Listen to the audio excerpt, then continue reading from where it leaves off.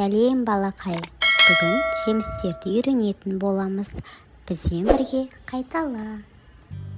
Алма, алма,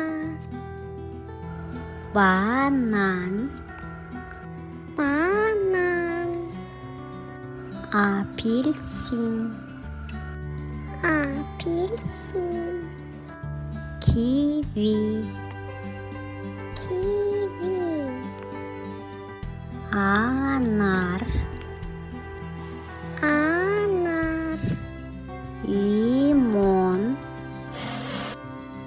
лимон, құлпынай, құлпынай, ананас, ананас, жүзім, жүзім,